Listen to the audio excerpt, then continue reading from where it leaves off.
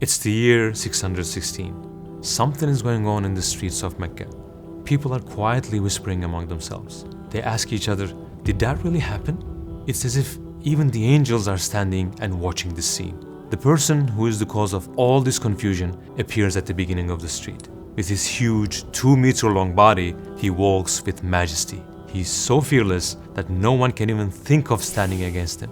In our Prophet ﷺ's words, whenever the devil sees him taking a path, he follows a path other than his. He goes near the Kaaba and he starts shouting, "Ashhadu an la ilaha illallah wa ashhadu anna Muhammadan Rasulullah."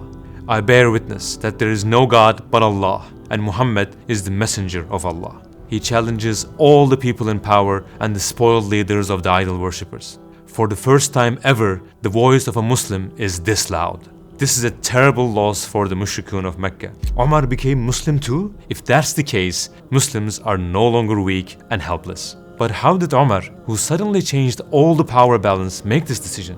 How did he turn from being one of the greatest enemies of Islam to one of its greatest soldiers?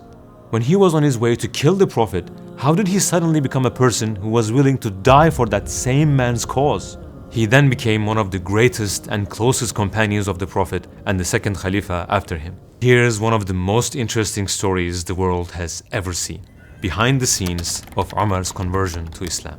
Umar's father Khattab was the head of the Sons of Adi clan of the Quraysh tribe, Banu Adi. Umar received a good education. He was a very smart and very powerful young man. Because he defeated a wrestler who was considered invincible in that region, the Meccans gave him the nickname the Protector of Mecca. He then became the head of his clan because of his intelligence and strength. In the first years of Islam, the Prophet ﷺ was not delivering the message openly, but in secret. For the ones who were closer to Islam, Muslims would preach the message in private, and those who became Muslims were hiding that fact. They were only telling about Islam to the ones they trusted and considered sincere. Even the place the Muslims were gathering was secret. The reason behind that was to avoid drawing attention. If the preaching had been made openly, it would have been very likely for them to suffer because they were very few in number. As this situation continued for some time, rumors started spreading in the city. This new religion began to reach the ears of the mushrik leaders of Mecca. At first, they didn't pay much attention to it, but over time, even some of their relatives started to convert to this religion. To discuss this new situation, they held meetings in Dar al-Nadwa, the city council of Mecca, and the heads of each family attended these meetings. Umar also attends them as the head of his clan, Banu Adi. Several decisions were taken at different times in those meetings. One of the decisions was this: everyone will try to intimidate their tribe members who became or think of becoming Muslim through imprisonment, beatings, and torture. So Umar ties up the Muslims from his tribe and starts whipping them until he gets tired. Back then, his nickname among Muslims was the Cruel. Since it was preached in secret, Umar didn't know about the ultimate truth of Islam yet. In his head, he thought he was doing a good thing, because to him, the Prophet ﷺ was a person who was causing division among Arabs for his own interests, and Umar was just trying to protect his nation against this threat. Over time, the oppression against Muslims became unbearable. As a result of this, some Muslims started migrating to Habeshistan, Ethiopia, after getting permission from the Messenger of Allah.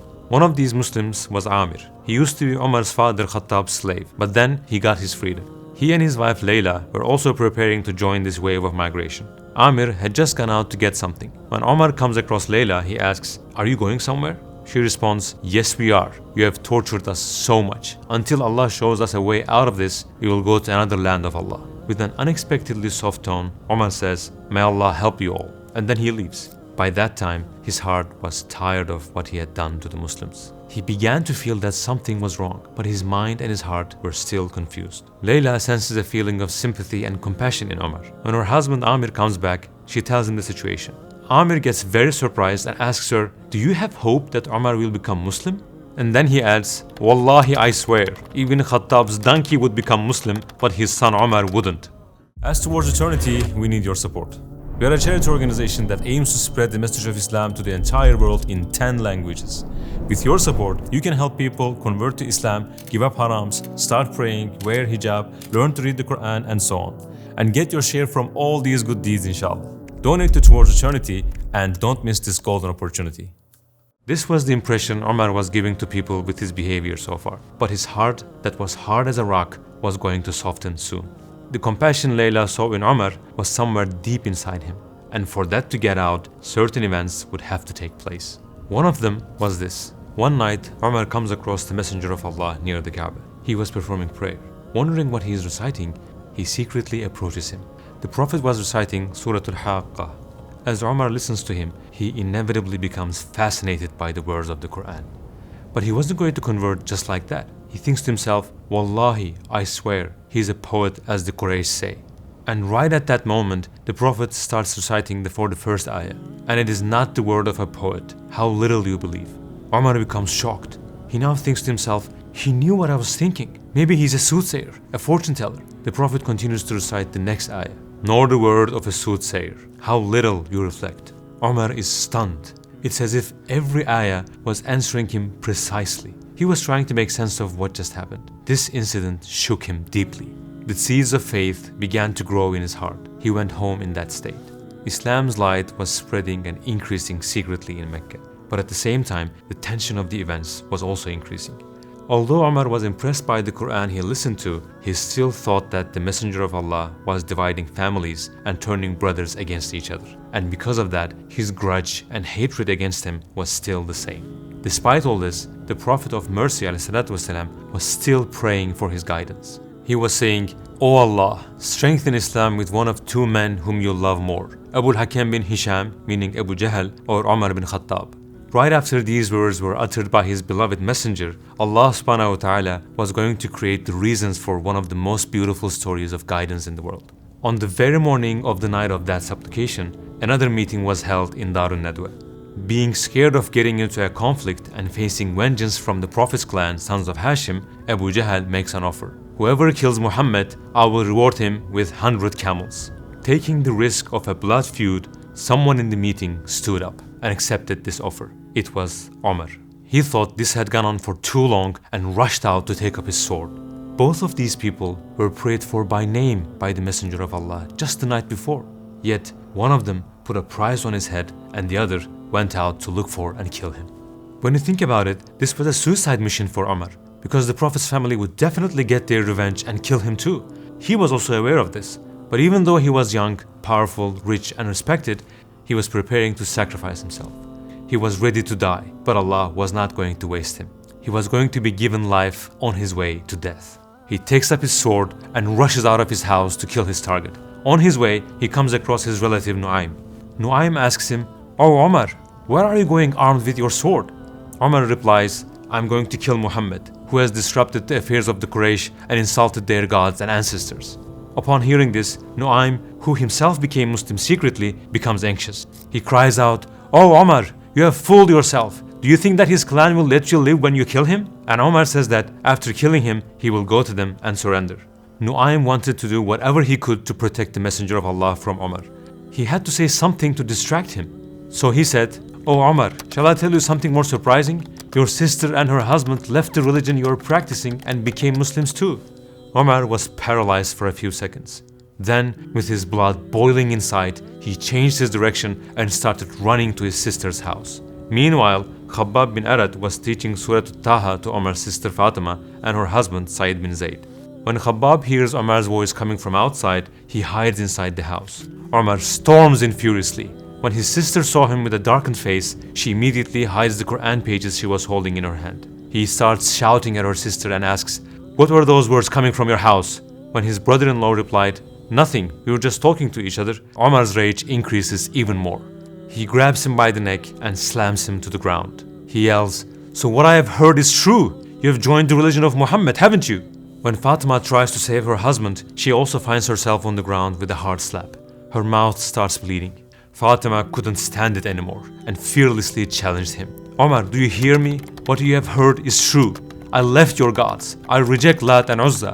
I bear witness that there is no God but Allah and Muhammad is his servant and messenger. Do as you wish." Umar pauses for a moment and starts to question what he has been doing. He was shocked at his sister's courage and wondered about the cause that made her so strong. Seeing the blood on her face brought out a sense of compassion in him. He turns to his sister Fatima and says, "Give me that thing you were reading. I promise I will give it back to you." Was the prayer of the Prophet going to be accepted? Hoping for the guidance of her brother, she said, "You are not clean because you are upon a belief that associates partners with Allah. But only the pure can touch it. You have to wash yourself first." And Omar does what she said. Then she gives him the pages that the ayat of the Quran were written. And Umar starts reciting from the beginning of Surah Taha. We have not revealed the Quran to you, O Prophet, to cause you distress, but only as a reminder to those who fear Allah. It's a revelation from the one who created the earth and the high heavens, the most compassionate, who is established on the throne. As he was reading, the hardness in his heart and the anger in his face slowly disappeared. He turned to his sister and brother-in-law and said, "How beautiful, how honorable, how majestic is this speech. There can be no speech more beautiful and sweeter than this." They both looked at each other in utter joy and amazement. Umar no longer had the stubbornness to resist these words. His heart surrendered. Hearing all this, Khabbab excitedly jumped out of the place he was hiding and he shouted, "Good news for you, O Umar, for the messenger has prayed to Allah to strengthen Islam with you." Umar turned to him and said, "Tell me where the messenger of Allah is." When Khabbab told him Rasulullah's location near Safa, Umar set out. With every step he took, the excitement in his heart was increasing more and more. He was overwhelmed with happiness. But Umar still had not taken out his sword because his only thought at that moment was to go to the Messenger of Allah as fast as he can and declare his faith. Umar finally arrived and knocked on the door. When the companions saw him armed with his sword, they got frightened. They informed the Messenger of Allah and he let him in. When the Prophet ﷺ saw Umar, he immediately grabbed him by the strap of his sword and said, "O Allah, this is Umar Ibn Al-Khattab. O Allah, strengthen the religion with Umar Ibn Al-Khattab." Being filled with excitement through guidance, Umar took the Shahadah and became Muslim. Everyone witnessing this scene was full of enthusiasm and confidence, because Umar meant fear to those who are against Umar. But if Umar is Muslim now, it means that there is nothing to fear anymore. Every companion started shouting the takbir together. Allahu Akbar. It was so loud that it echoed in the streets of Mecca. Umar returns to Rasulullah and asks, "O Messenger of Allah, aren't we on the true religion whether we live or die?" The Prophet ﷺ says yes. Then Umar says, "So why are we still hiding? I swear by Allah, the one who sent you with the true religion, that I will bravely, fearlessly, without any hesitation, go to every gathering of polytheists and declare Islam to them." Then the Prophet allowed the believers to go out from their hiding place and preach Islam openly. The Prophet ﷺ on the front, Umar on his right, and Hamza on his left, and the rest of the believers following from behind, all the Muslims start marching towards the Kaaba. This is how they showed themselves to the entire city and the Quraysh. Everyone gathered around them in great surprise. At that moment, the leaders of the Quraysh understood that the wind is now blowing in the opposite direction. One of the most famous companions, Abdullah ibn Masud, describes Umar like this: "His acceptance of Islam was a conquest, his migration was a victory, and his caliphate was a mercy." Indeed, Umar's faith was a great victory for the Muslims and a huge defeat for the disbelievers. There was a big difference between Umar that was a non-Muslim an hour ago and this new Muslim Umar an hour later. From being a cruel person who tortured people, he turned into someone who would not even hurt a fly.